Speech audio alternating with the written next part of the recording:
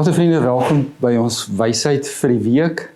En ons wysheid vir hierdie week is, moet nooit wysheid ignoreer nie. Moet nooit die waarde van kennis en goeie raad ignoreer nie.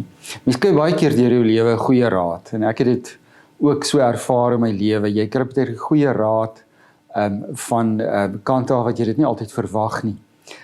Iemand het aan ou Egipte gesê, jy kry wysheid in die koningspaleis, maar jy kry ook wysheid by die meelstene. Dis nou die plek waar die vrouens hulle koring of hulle mielies bring om te maal. Daar's baie wysheid in die wêreld en daar's baie mense wat vir ons raad gee. En baie keer luister ons nie na die raad wat ons hoor nie.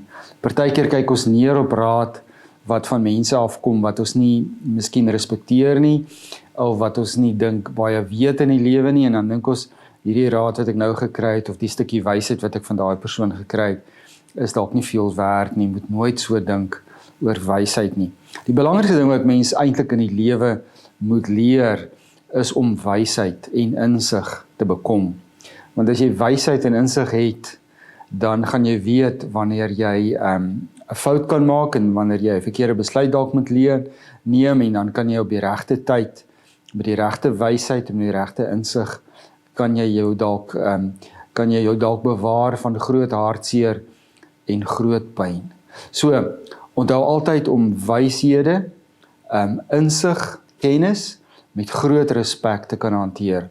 En as jy vandag of môre of hierdie week wysheid van iemand af hoor, 'n goeie raad van iemand af hoor, neem daardie raad of daardie kennis of daardie wysheid baie ernstig op, want dit kan miskien vir jou baie help in die toekoms. So, moet nooit enige wysheid in jou lewe ignoreer nie. Wysheid kom van jou ouers af, dit kom van jou grootouers af, wysheid kom van jou vriende af, mense wat vir jou lief is en wat vir jou omgee, dit kom van jou familie af, maar wysheid kan ook van 'n mentor kom, wysheid kan ook van 'n bestuurder afkom, wysheid kan selfs uit 'n kind se mond en uit 'n bediende se mond uitkom. So wanneer daar wyshede oor jou pad kom, neem dit ernstig op, luister daarna en sorg dat jy dit toepas in jou lewe.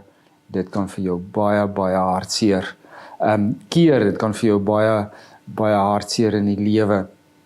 Kan dit vir jou jy kan baie hartseer in jou lewe kan jy daarmee dan nou uit die weg ruim as jy na iemand se wysheid luister. So, wysheid, neem dit ernstig op as dit hierdie week oor jou pad kom, en onthou, jy moet net deur hierdie week kom, volgende week sorg vir homself, en onthou om te oefen, onthou om water te drink, en onthou om jou groente te eet.